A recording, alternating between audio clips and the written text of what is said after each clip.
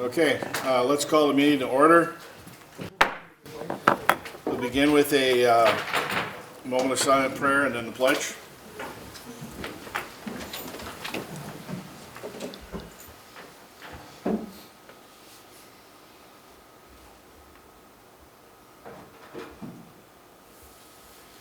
I pledge allegiance to the flag of the United States of America and to the republic for which it stands, one nation under God, indivisible, with liberty and justice for all.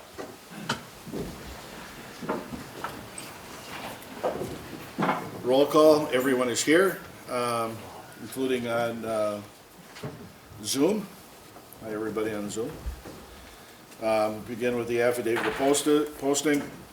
This is a meeting of the Washington County Board of Supervisors. Prior to this meeting, public notice was given by posting a copy of the agenda in the office of the county clerk and emailing the agenda to the West Bend Daily News, which is the official newspaper. In addition, the agenda was emailed to CNI newspapers, Express News, the Kewasin Statesman, the Milwaukee Journal Sentinel, WIBD, WMBZ Radio, and WTKM Radio. The above action is in conformity with the state of Wisconsin's open meeting law. First order of business is consent agenda. Here a motion to accept. Supervisor Sorcy, Supervisor Schleif. Any changes, additions, amendments to it? Seeing none. Vote on this. All in favor, signify by saying aye. Aye. Any opposed? Okay. Personal appearances, letters, and other communications. Sheriff's Office commendation of Jonathan Duran.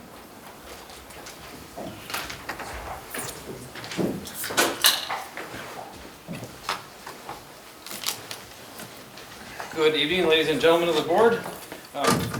First off, I'd like to say that it's obviously been a very challenging week for law enforcement here in Washington County, but exponentially more challenging for the victims of Washington County. So before this all transpired, I planned to come here today and present a much more positive story about our law enforcement interaction with the public. So this is Deputy Jonathan Duran. He's been with us. It'll be 6 years in April. Does that sound about right? And his partner Riker, which you may have seen in a couple of press releases. He's a Belgian Malinois. He's trained in narcotics, tracking, article location. And John, how old is he? A little over 3 years old. 3 years old. So the story doesn't have to do with the dog so much. It's more about Deputy Duran, but they're partners, so they show up together everywhere. So what I have here is a commendation for Deputy Jonathan Duran. I'd like to read it for you. It says, whereas on January 12th, 2021 at 10:52 p.m., Deputy Jonathan Duran was traveling northbound on US 45 near the Decorah Road overpass in the city of West Bend when he observed something hanging over the concrete barrier on the overpass. Due to the darkness, Deputy Jonathan Duran was unable to determine exactly what he saw, and he decided to exit the highway and investigate. And whereas upon Deputy Jonathan Duran's arrival, he observed a 17-year-old male sitting on the edge of the overpass with his legs hanging over. And whereas Jonathan Duran approached the subject and was able to quickly secure him using a bear hug technique and pulled him back over the concrete barrier to safety. And whereas Deputy Jonathan Duran then summoned EMS to the scene after realizing the subject had also intentionally cut his wrists with a razor blade that was still on his person. And whereas, if not for the dedication to duty and the quick reaction of Deputy Jonathan Duran, this incident could have ended in tragedy for this young person and his family. Now, therefore be it resolved that Deputy Jonathan Duran is hereby commended for his selfless act and fearless demeanor while upholding our agency's mission statement to protect life while serving the citizens of Washington County with professionalism, dedication, and compassion as stated today's date. So thank you very much, Deputy.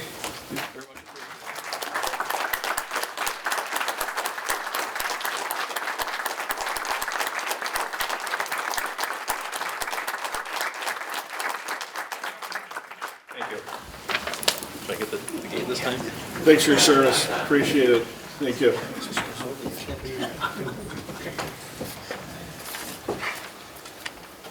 Next on personal appearances will be Orlando Owens for Black History Month. I want to read a bio, which is pretty impressive for Mr. Owens. Number one, he's a husband and father. Minister at the Church of God in Christ at Abundant Harvest in Milwaukee. Public school educated, attended Whitewater for undergrad, and finished at Morris Brown College in Atlanta, Georgia, HBCU, Historical Black College Universities in Business. He is the regional director for U.S. Senator Ron Johnson, co-founder of the Joseph Project, which I need to talk to him about to help us here. Member of the Speaker's Task Force, Milwaukee Branch Chairman of the Milwaukee GOP, and a 25-year career in social services. And I'm going to turn it over to you, Mr. Owens. Thank you. We got to unmute him. He's got to. Oh, you need to unmute. There we go. Okay, there you are. There you go. Happy Black History Month. I want to thank you all. First of all, thank you so much. I'll be expedient as possible. Thank you so much for allowing me to come and just have a conversation. That's all we're going to do is have a conversation. Thank you so much to the county executive for inviting me and having the heart to allow me to come out and just conversate with you all this evening. Sorry I can't be there in person. I'm expecting my second child, my wife's first child, and I'm 46 years old. So we are extremely excited, and God is blessing. As the Baptist Church say, won't He do it? So amen. And so I'm home trying to be cautious of everything going on with her. But what brings us here today, this evening, is just to have a conversation of being intentional. And that was one of the terms that the county executive and I spoke about a few days ago on being intentional in everything that we do. For those who may not understand or know much about, thank you also, Mr. Chairman, for this. I know you're talking about me when you're talking about that resume, but you reflect sometimes. I guess there's a couple things I did right, I hope. One of the things that are near and dear to my heart is the observation of Black History Month. That many of you all may know already, and to you guys' credit, the things you've been doing also in the Lifestyle Challenge, just trying to be fully encompassing of that American dream. Black History Month, for some of you I know, didn't necessarily start off as a month. It was a week, and it was started by a scholar by the name of Herbert J. The second African-American to obtain a doctorate degree from Harvard, which is in itself renowned and profound to have that happen. In the observation of trying to just get more inclusive in American history, Wilson created this thing called Black History Week. Later on, it became Black History Month with President Ford, Gerald Ford, and became an official holiday under President Carter in 1978. It's celebrated in February as one of the shortest months. But Carter, being the scholar that he was, also made it very strategic. And also in February, we celebrate like the birthday of Lincoln and Emancipation Proclamation, Frederick Douglass. These are all people who also have to celebrate this month, also President's Day and things. So it was kind of smart on how he did it. But it was really just to reflect being intentional of including more people in the American idea of history. And I'm not going to belabor the points. I know you guys have a long meeting, but I want to leave you with an action plan at the beginning, and that's about being intentional in what you do. Intentionality is so very important from every aspect of our lives and what we can do to be inclusive. And that inclusion means from contracting to Mr. Chairman's idea of the Joseph Project that I've been so blessed to be a part of trying to bring more diversity to the table in every aspect that we can. But inclusion doesn't happen naturally. It doesn't always happen in the most ideal situations. You must be intentional in what we do. Black History Month covers just the and also to the history of Africans in this country, from the idea that, from the 1776 idea of slavery, that there are even scholars saying now that the African American or African at that time came to this continent pre-1776. And having that full discussion from slavery, Reconstruction, Jim Crow, the Black Codes, the Civil Rights, to where we are today, and a new movement of just civil rights and criminal justice reform. We know that, we have a history that is very, for good or bad, is very rich. So many people have come from different places, and we need to reflect and recognize that some of our pathways to this country were not all the same. Most came because they volunteered. Others, like Africans, came forcibly. And having that understanding that we need to be inclusive of how we include everybody. All our paths are different, how we got here, and we need to be mindful to say things and do things. Are we truly being open to different ideas and diversity? I'm not here to see change all hearts and minds tonight. And so I hope this will be only a start to a series of conversations that we can have. One of the things that the executive talks about quite often is, how do we include, how do we make things broader? I was really blessed to meet his executive assistant. I was very surprised to see an African American woman, quite honestly, in Washington County, although it's only 40 minutes away from Milwaukee. She has a military background, much like my father, my grandfather, and my uncle all served as Marines.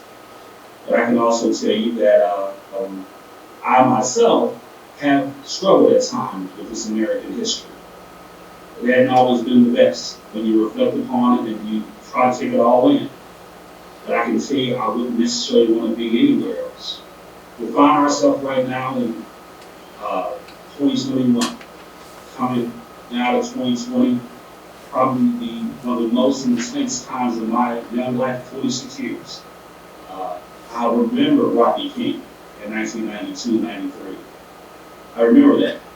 I remember what's happened here in Milwaukee over the years. I also remember where we are right now in this movement of Black Lives Matter.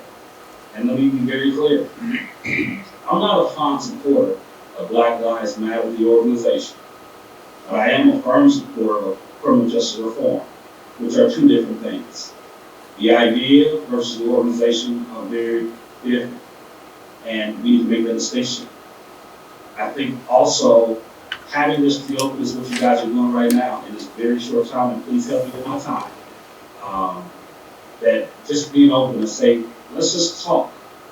How can we become intentional? We have a issue here that created the Joseph Project. I was one of the founders of that. Help connect people who are genuinely looking for opportunities in employment to employment that already existed. Just up the road in Washington County, just a short 40 minutes away, there are opportunities of great paying jobs and opportunities. I wish they were here in Milwaukee, unfortunately, not so often. But when we look at, Black History Month not being always retroactive, and we should reflect, but also being proactive and looking forward. How can we be Black history today? What can we do to be more inclusive? And I always say inclusive from the standpoint of how we make it work for everybody. Sometimes these terms and these lingos get so big and so broad, and it simply means how we make it work for everybody. Now, that doesn't mean that we don't have to have our own level of accountability. What it does mean that we should always try to make those pathways, as comprehensive as possible.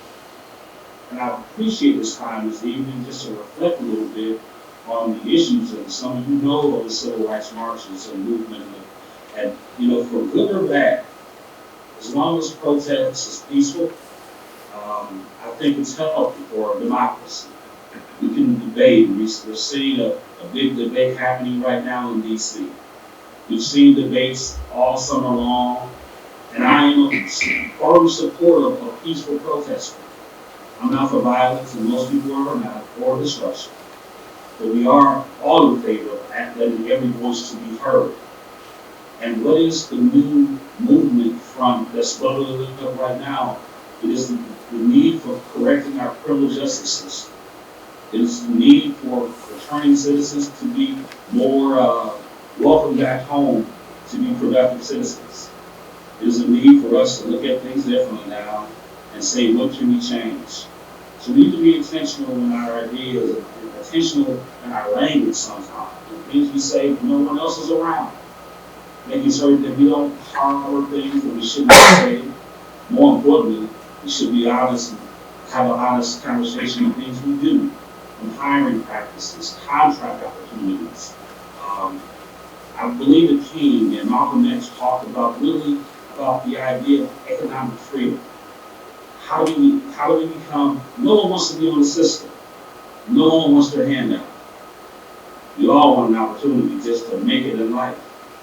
But where I believe those civil rights activists, and you can watch documentaries, I had a chance just to opine with the county executive about some movies I've been watching from Malcolm X and the FBI and the Chicago 7. And I'm going to watch this weekend, I'm going to watch Judas and the Black Messiah. It's a documentary and a movie about Fred Hampton, the Black Panthers movement. Understanding more encompassing of the civil rights as a whole and where our country has come from. We need to be able to look back at kind of points where we need to be going forward.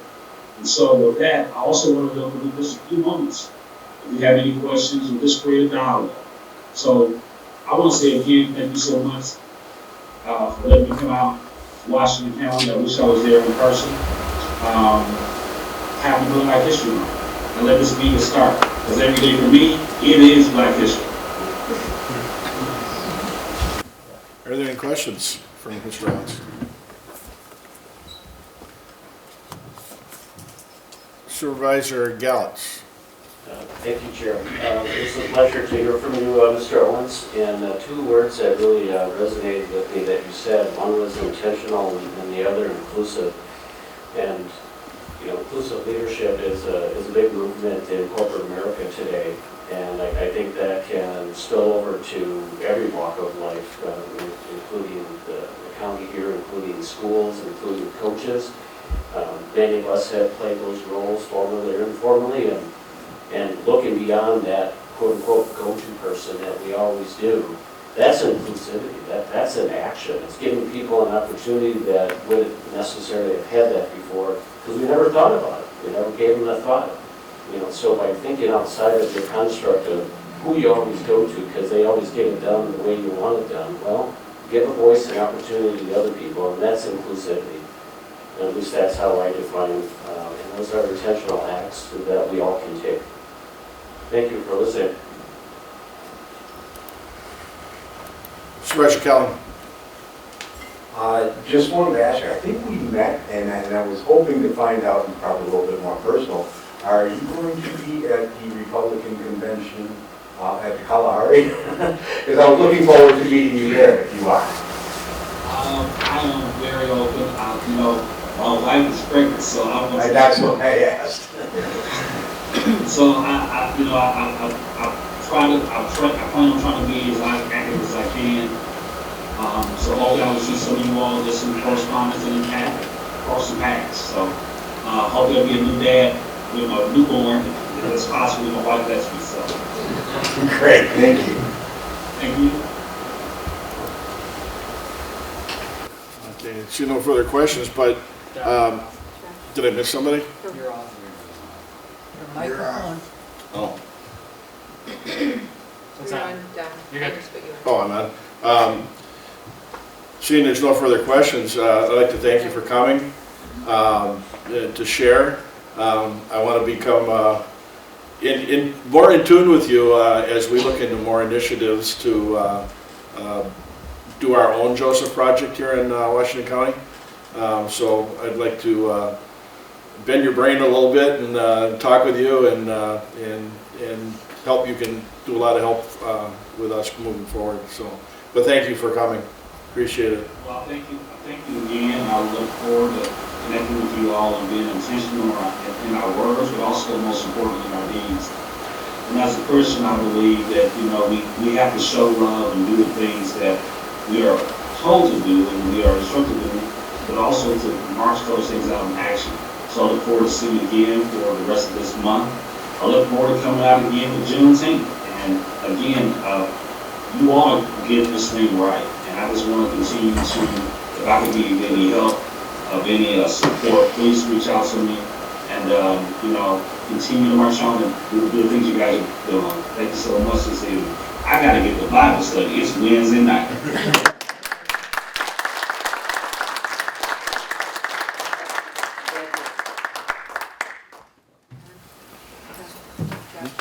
What? Josh.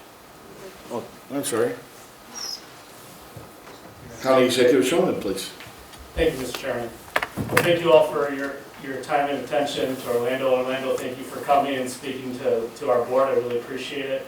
And he ended on something that I'd like to touch on, and that is Juneteenth Day. I know a number of you were able to join us last year on really kind of a last-minute notice event at the old courthouse. We're going to do that again. That was our first annual, meaning it's annual, and now we need to have a second annual. So mark your calendars, please, for June 19th. That's a Saturday. Time to be determined, precise location, and all the pleasantries to be determined. But June 19th, Saturday, June 19th, we will have Juneteenth Day again here in Washington County. We'll celebrate it, and it sounds like we might have the opportunity to meet Orlando face to face. So thank you all, and please mark your calendars for that day. Thank you. Okay, next on the agenda is CARES Act fiscal update.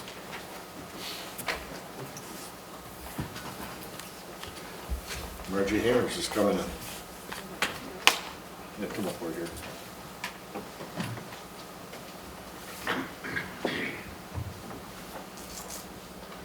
It's on the desktop where you did it. Okay.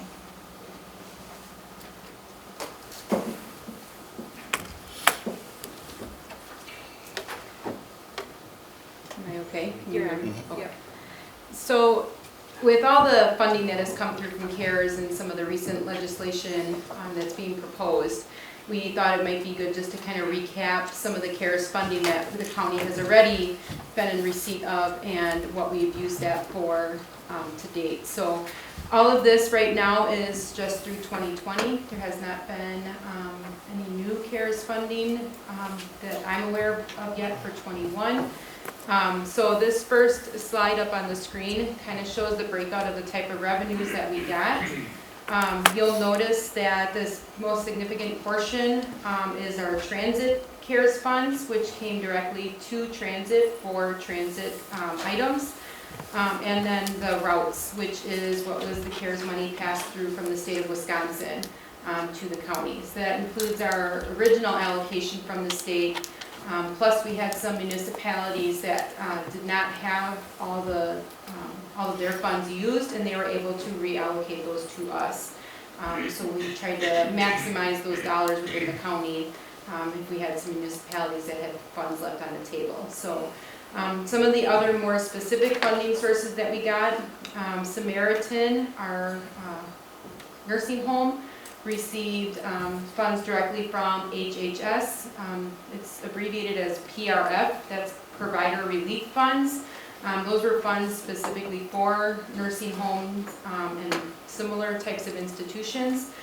There is some possible use for our behavioral health. However, the restrictions on how they calculate or how they allow us to use those funds, we have not been able to fit that into our behavioral health area. So right now that is being fully used by our Samaritan Nursing Home. Another area that we got some very specific funds was GWAR, Greater Wisconsin Agency on Aging. That was specific to our ADRC, Aging and Disability Resource Center. And then WEC, which is the Wisconsin Election Commission. They provided some funding for some staff time that we had spent. We had staff that were reassigned to positions at the polls to help with social distancing, sanitizing, to fill in for poll workers, many of which are elderly, and weren't comfortable or were able to serve at the polls. So we had staff that some of their job duties weren't as busy when we were kind of shut down, so they got reassigned. And then the last one on this screen is the EMPG, which is an emergency management funding source. There are some additional funds from FEMA essentially routed through to us in that area to help cover some of our emergency management time. So this next slide kind of breaks out where all that funding went. Again, you'll notice transit has the biggest chunk. That's because those funds were specific to that area. In fact, there's another item on the agenda tonight as a result of that. Because of the significant amount of CARES money they got, we did not need to use all the other funds that were allocated to that area in the budget. So now the state is requiring that we need to establish a trust, and we can kind of go over that when we get to that agenda item. But this is basically what is generating that portion. Samaritan is the use of those provider relief funds that we just kind of talked about. ADRC is those WAR funds. And most of these other categories on here are our use of the routes funds. So we split it out as much as we kind of could in relation to the buckets that the state had us report in.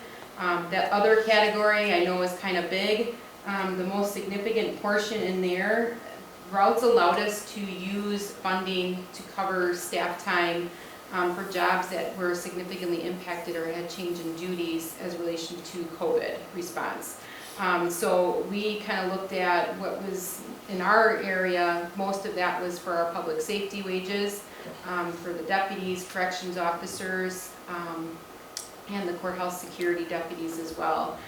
We kind of looked at how their duties and functions changed as a result of COVID, from everything from additional training on how to handle inmates in the jail for social distancing, some changes in our Huber inmates and having them on electronic release to keep the jail population a little bit reduced to help with that social distancing. Some other items that they mentioned is train patrol deputies on how to respond. Other items like PPE increase for gloves, masks, a lot of those costs that we just didn't anticipate. So most of what's in that other category is what we were able to use from the state funds to help cover some of those wages for having the staff redeployed. So that's kind of our high level of where we're currently at. If there's any specific questions, I can try to answer those.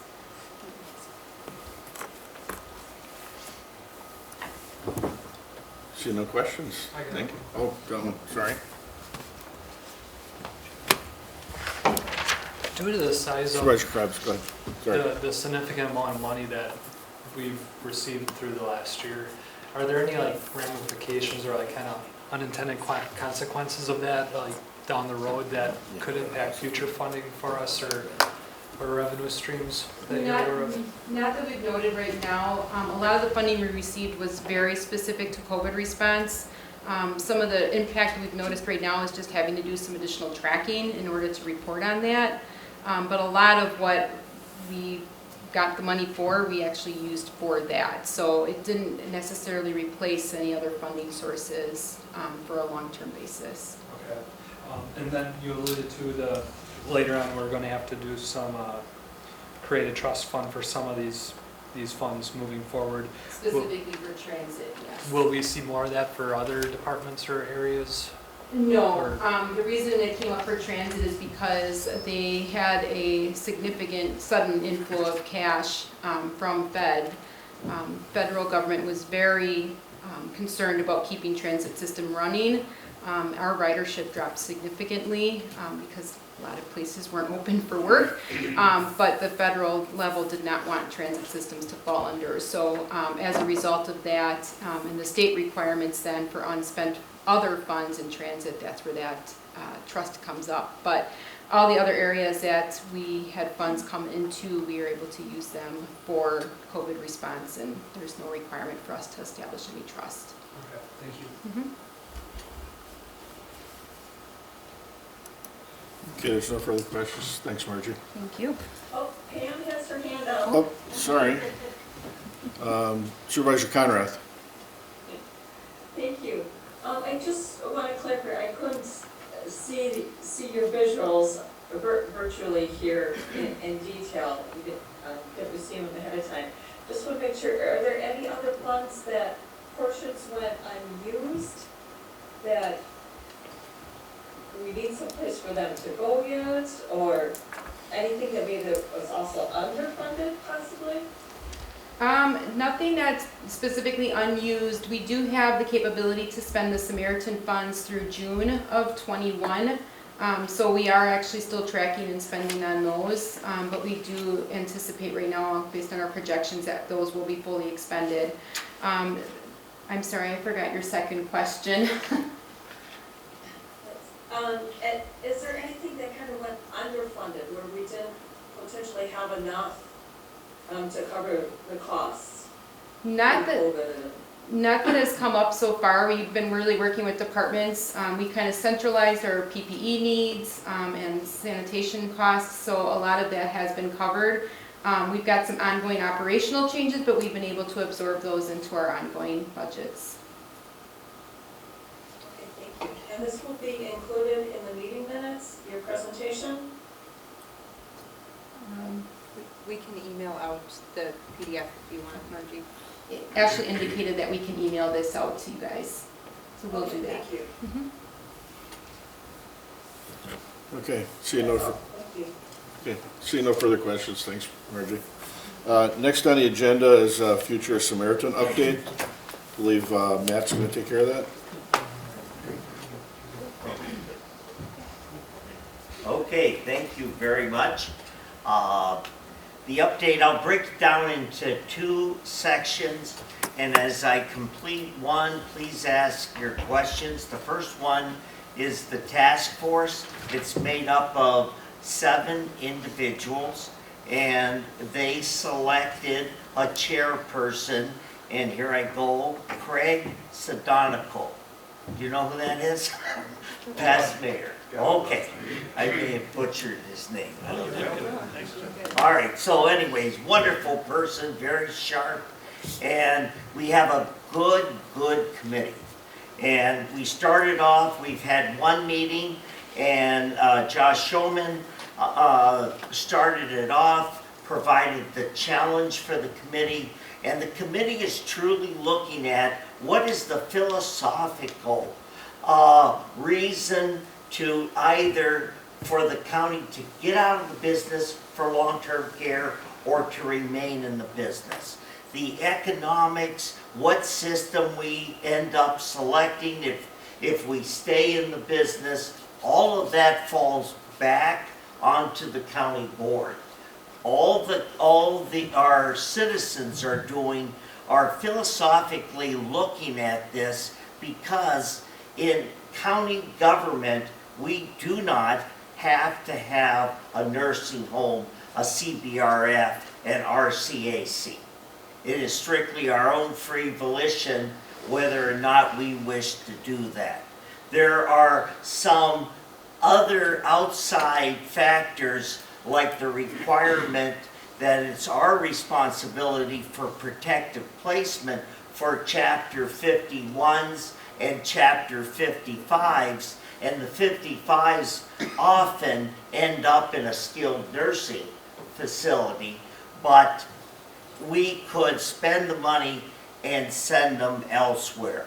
The bottom line is we're looking at this, should we take care of those who can't afford private nursing homes, who rely on Title 19, and there are not enough beds of Title 19 at this time or the projected future. And that's really what the issue is. So the first meeting after Josh's challenge, Mary Beth Bork, our nursing home administrator, did a fabulous job. Same job she did here a couple of months ago.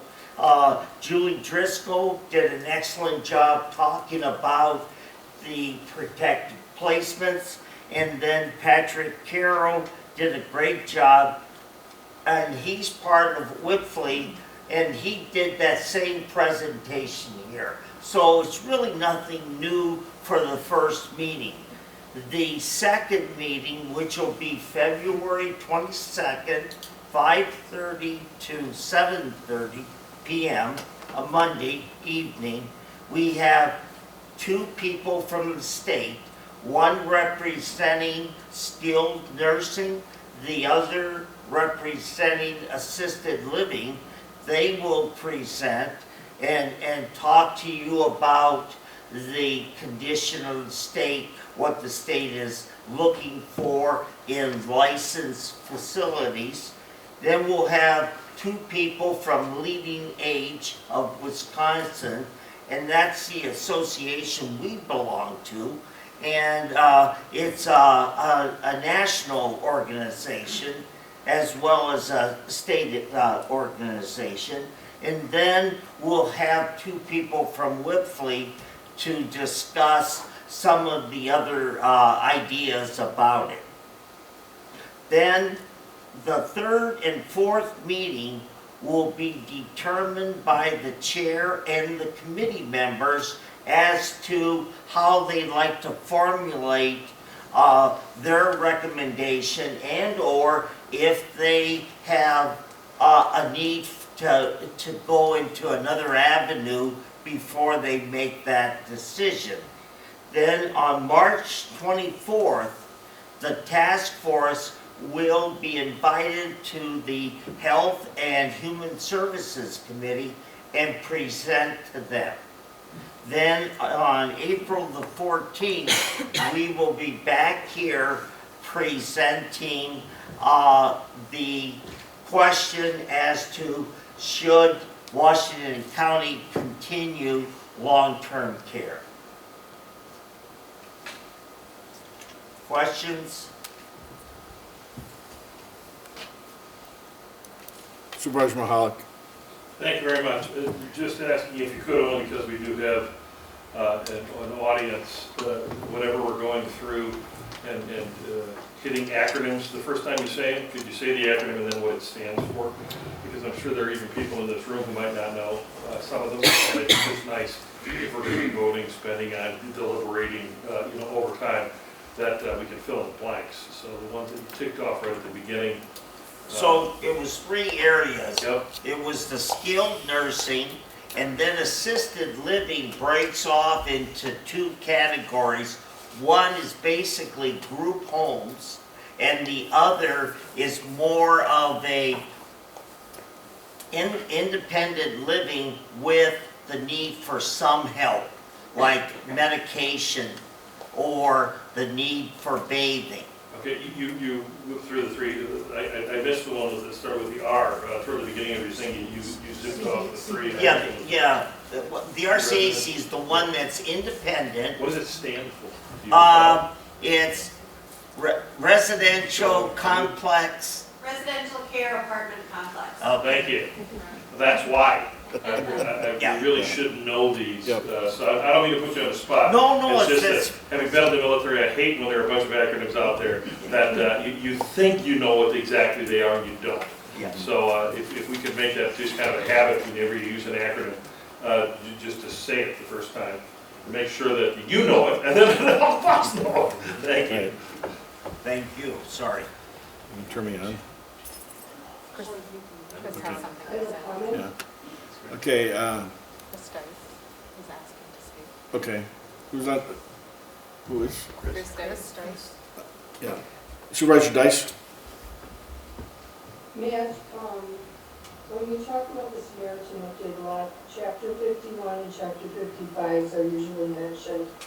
And I know for newer supervisors and the general public who might be watching is, they don't know what we're talking about. Can you just give us a very short definition of what a chapter 51 and chapter 55 are? Yes, or you want to explain? Yeah.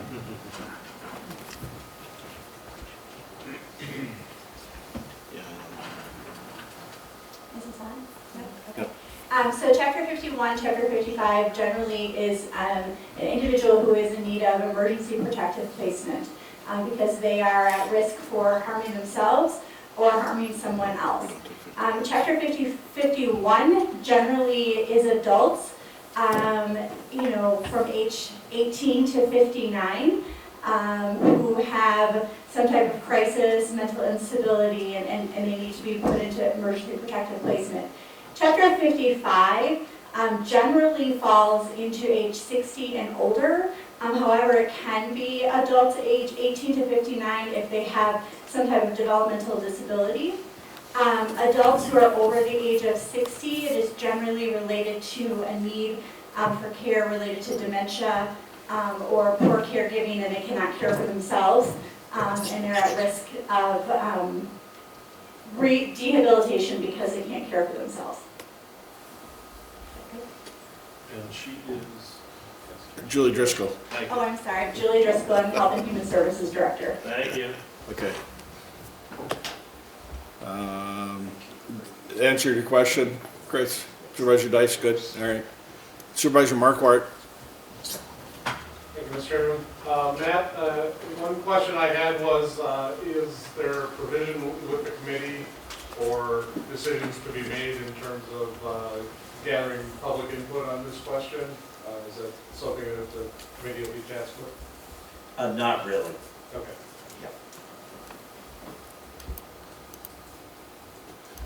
Supervisor Bishop. Thank you, Mr. Chairman. I took the time to watch the first meeting, and just from that experience, I think it would behoove us all to watch the following meetings, because there is a lot of information. And when it comes to the board, you're not going to be able to absorb it that last month. So if you have the time, I realize it doesn't always work, but they got it online, so you can sit and watch at home or wherever you happen to be. It'll be worth your time. Thank you.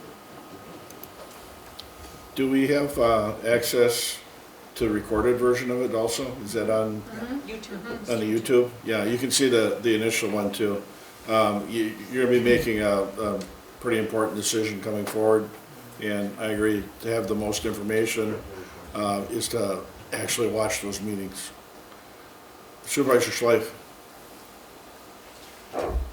And a helpful suggestion on that, I watched it too, but we didn't have our old cameraman to move the camera to look at who was talking.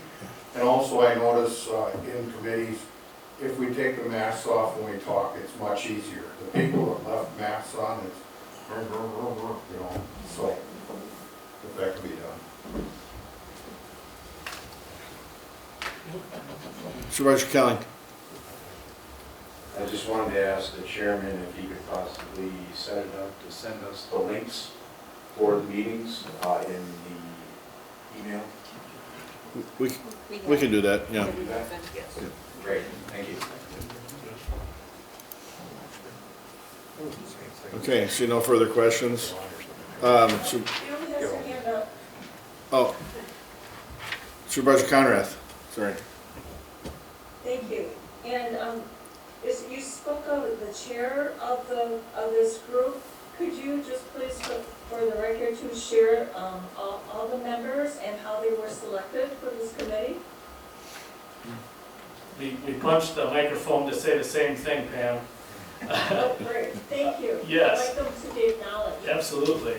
So we already talked about former Mayor Sadonico as a chair.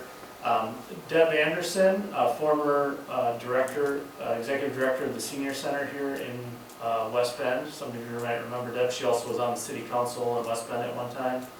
Nick Bush, who works for Direct Supply in this industry specifically.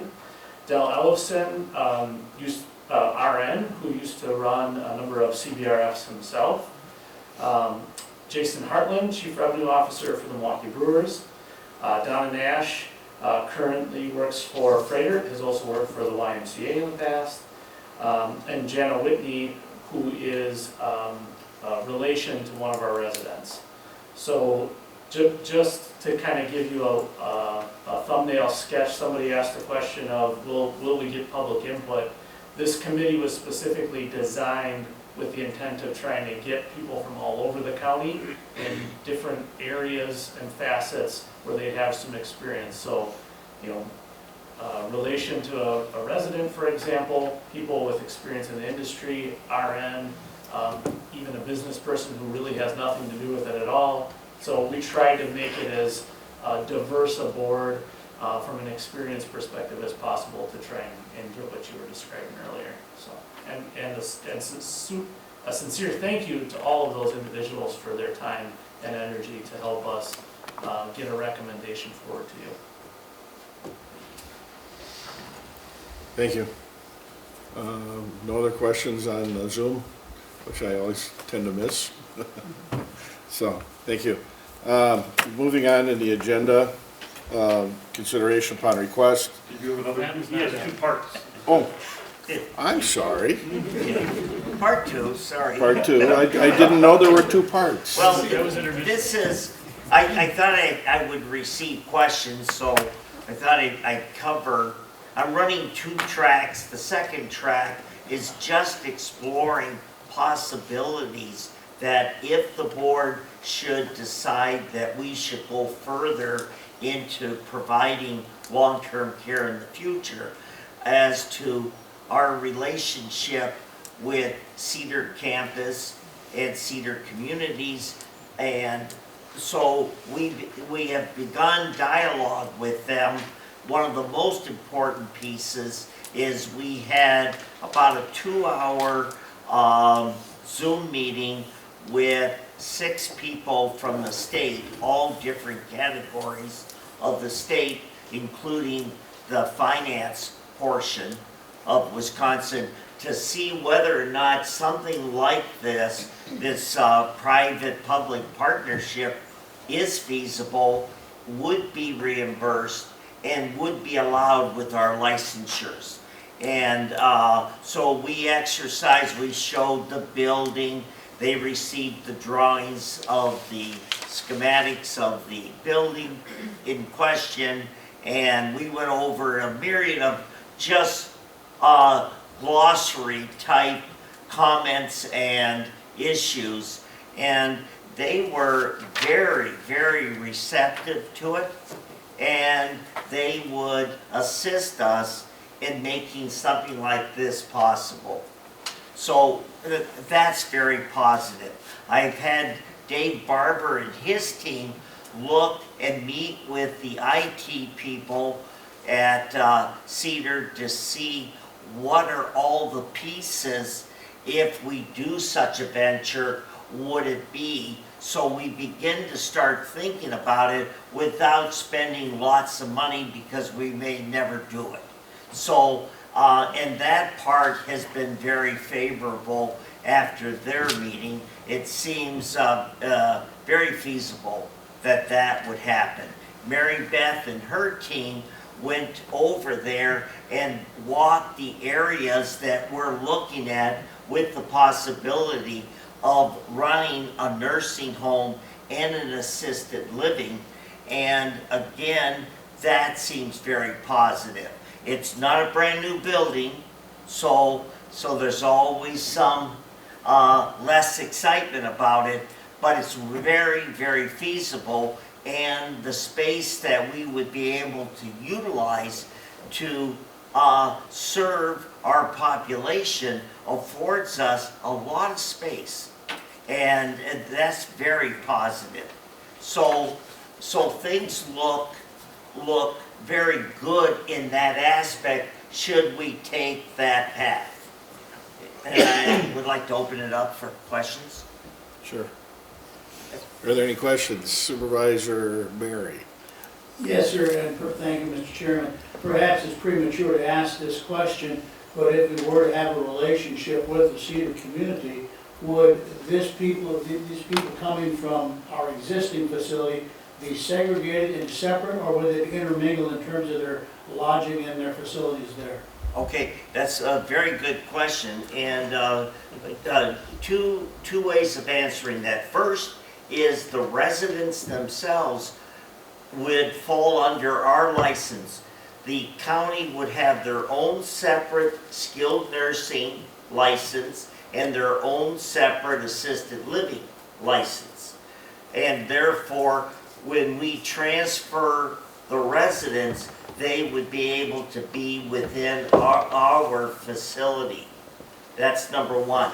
Number two, in the process, our staff would be able to go over to Cedar. They would remain our employees, but there are some economies of scale where we would be able to, for example, not have to build, remodel a kitchen, but rather purchase services, food services from their kitchen. They have a huge kitchen that served at one time 415 residents. They're thinking of downsizing to 50 residents. So they now have 117 or 111 licensed nursing home beds. If we do this, they would downsize to 50.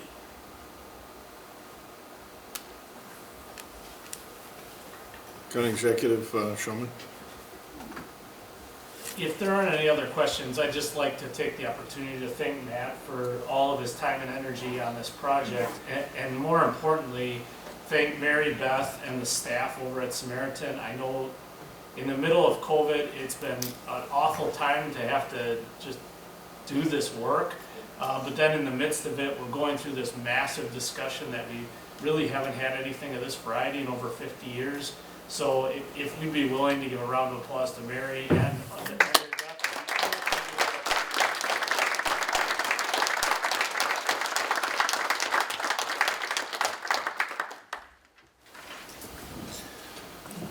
Okay, seeing no further questions, thanks, Matt. Consideration upon request reading of resolutions and ordinances. 2020 Resolution 48, commendation of Christine Miller. Is she here today? Okay. Entertain a motion. Supervisor Mary, Supervisor Smisek. She's not here. Would you like to read that? Sure. Whereas Christine Miller has contributed 16 years of loyal service to the citizens of Washington County, and whereas Christine Miller has chosen to retire from her present position of certified nursing assistant at Samaritan Health Center, now therefore be it resolved that the Washington County Board of Supervisors pause in its deliberations to pay tribute and to commend Christine Miller for her 16 years of meritorious service. Be it further resolved that on behalf of all citizens of Washington County, this body does herewith extend to her heartfelt thanks for her many accomplishments and successes. Be it further resolved that a copy of this resolution be forwarded to Christine Miller as a token of appreciation on the part of this board. Shannon.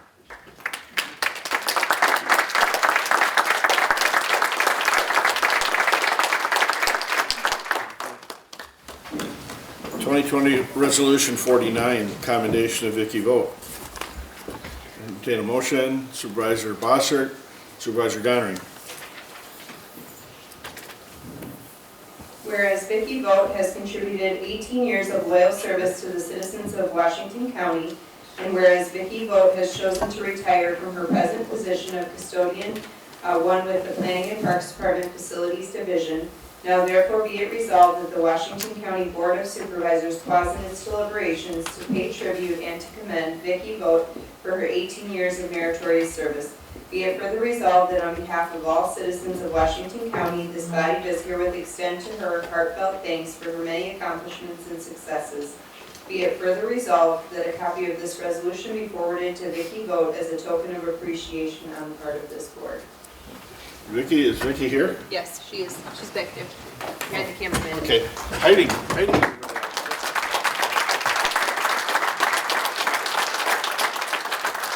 front center.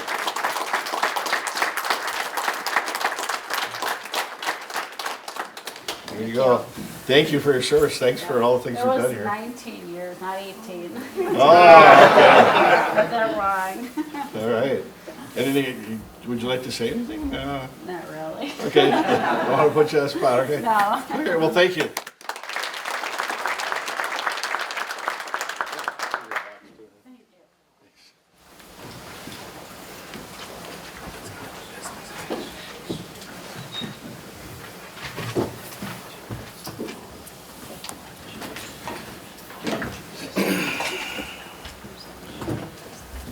2020 Resolution 50, authorize the creation of specialized transportation assistance, 8521 trust fund, and transfer excess 8521 grant funds to the 8521 trust fund. This is a 2/3 vote. Supervisor Sorcy, Supervisor Bishop. Do we need any explanation on this? We had a pretty good explanation before. Any questions? Supervisor Gallus. Thank you, Chair. Just looking at the committee report, it talks to discussion item 3. Can you explain what a capital like expenditure is, or is having expected useful life of at least 2 years? I was struggling with that based on the intended uses.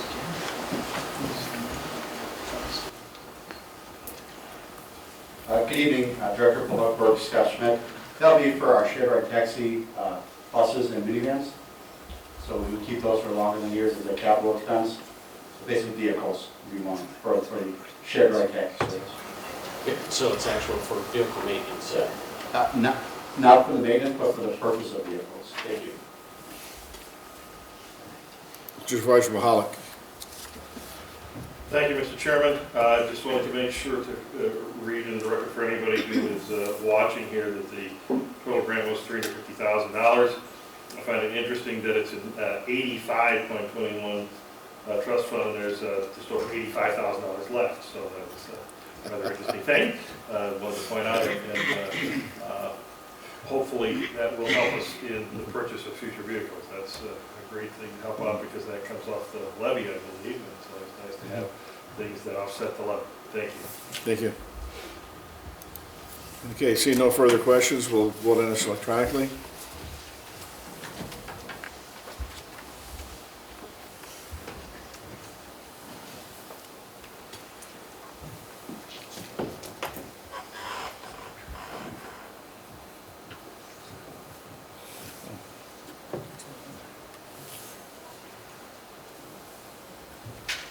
Everybody in?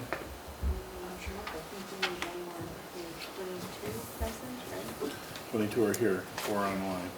Yeah, then someone didn't vote yet. You got it now? Here, did not vote into it. Supervisor Conrath, can you text in your vote? I did send it. You need one more, did you vote? Huh? Did you vote? Yeah, I did. It says my vote has been cast. Everybody has, vote has been cast on their screen?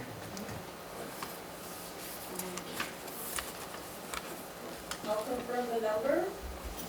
262-343-1999. No. That's what was in an email? We've got yours, Pam. Thank you. You got it? Okay, thank you. Are we good now? Everybody in? No, we're at 21 here. All right, it should say vote has been cast. We got 21 people here, so. Well, there should be Who's missing? 20 should be.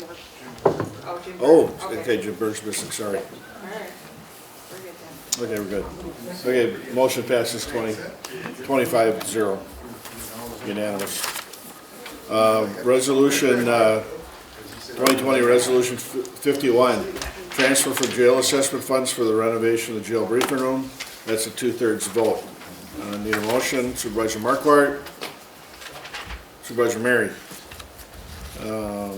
Are there any questions regarding this?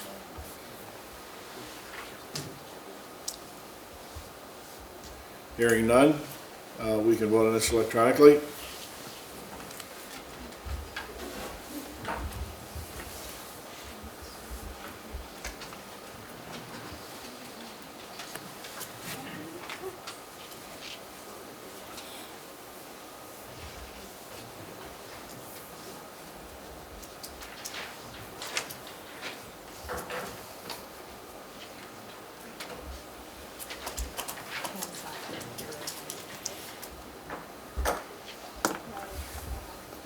Supervisor Conrath, you must be in a dead spot.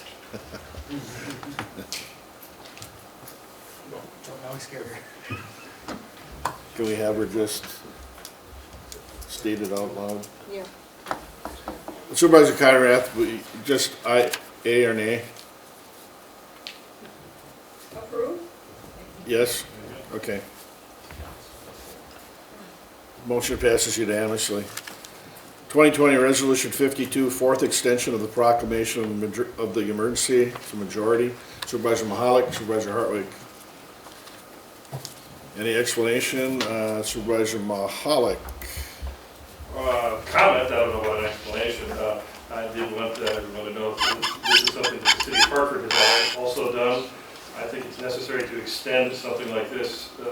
I think proper protections are in this particular one as far as the executive committee could meet with the county board chair and override anything that is egregious. I don't believe anything would be done by our county executive, but we do have a mechanism built in to take care of that. I think it's very important to have this emergency, especially given the new administration, and what rules might come forward as to having something in place to make funds available to municipalities, to counties, by not having something like this in place.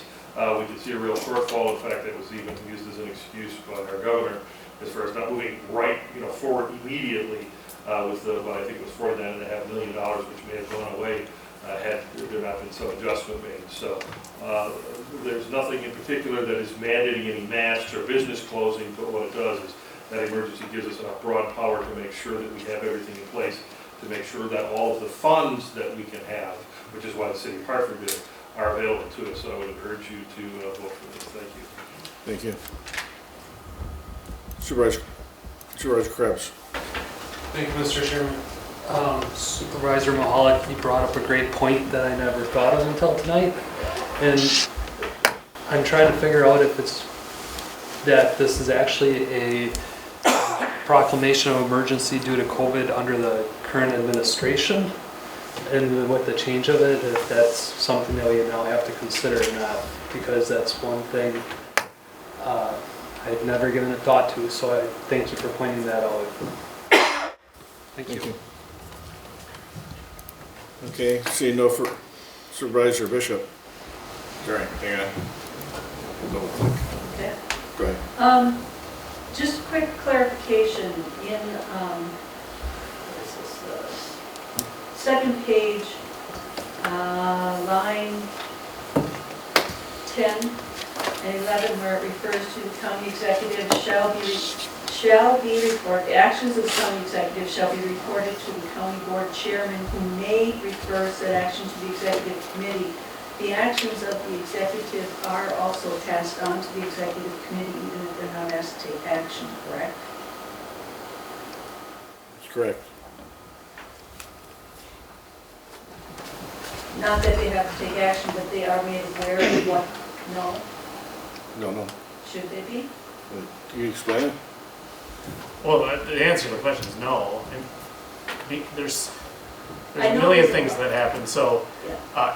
everything Don's a part of the conversation, but not everything gets the committee. It's the chair's discretion as to what he feels the committee needs to hear. Yeah, the stopgap is that the county executive does not have sole authority to make decisions. As chairman, I have the authority to work with him and concur, or I can say, I don't concur, it goes back to executive committee, and we can overturn that action. So it's a check and balance, basically what it is. That's why legislative and executive, so it works like what the state government does too. Is there a general update to the executive committee on what's been happening now? Yeah, pretty much we talk about everything that goes on, yeah. Okay. And so everybody on the board should be aware of everything too, so, And the big stuff's the dollar and cents, which you just got the report. yeah. Okay. Yeah. A lot of different things with the COVID, with the CARES Act, with all that funding and working with all the different communities and, sending people, sending equipment, sending everything everywhere. So it keeps everything able to flow where there's a need, so. Okay, seeing no further questions, we'll vote on this electronically.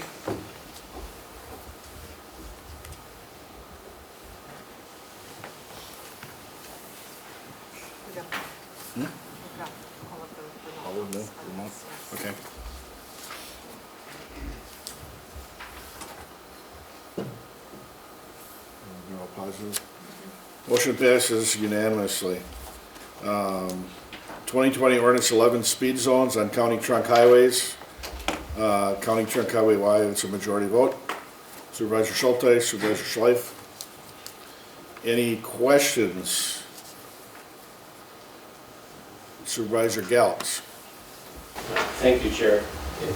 If the road was built for 45, why wouldn't we consider 45? If that's what the design is for, and it's a pretty rural area, not a lot of residential, we drive it almost daily, and it's great around 45 or 50, so I would just post it at 45. I'll let Director Schmidt answer that for you. Thank you, Herbert J. again. Very good question. This went to Traffic Safety Commission back in December. I actually had made the motion to go to 45. It was seconded, and it died at that. The Village of Germantown Police Chief Snow wrote a letter recommending 40 miles per hour, and so the general consensus was, well, that makes sense.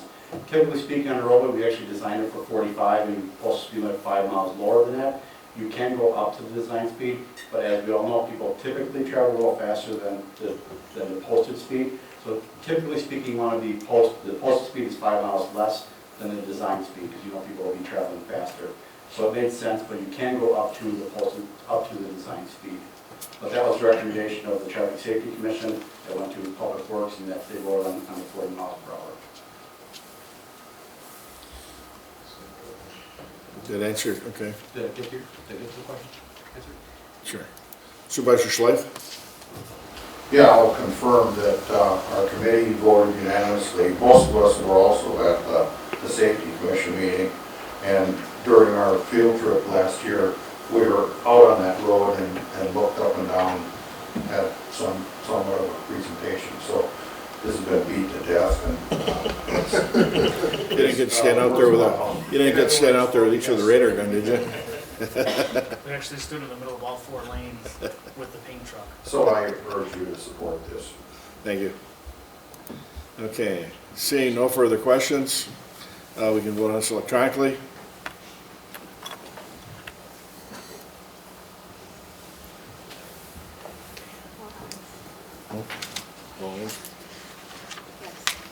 Okay, motion passes unanimously. Next meeting date is Wednesday, March 10th, 2021 at 6 o'clock p.m. Want to make one further announcement. February's Executive Committee meeting has been moved to Wednesday, February 24th at 5:30 p.m. following the Human Services Committee meeting. It's moved because, you know, we have a primary election on February 16th, and typically that has the clerk's office working longer hours, so we'll move it a week so they have a chance to recover from that. So, huh? What time? 5:30 p.m. Human Services meets at 4:30, so it'll be like last month when we had administrative and then executive after. So as long as you start after 5:30, it's fine. Okay, and we are adjourned. Thank you, everybody.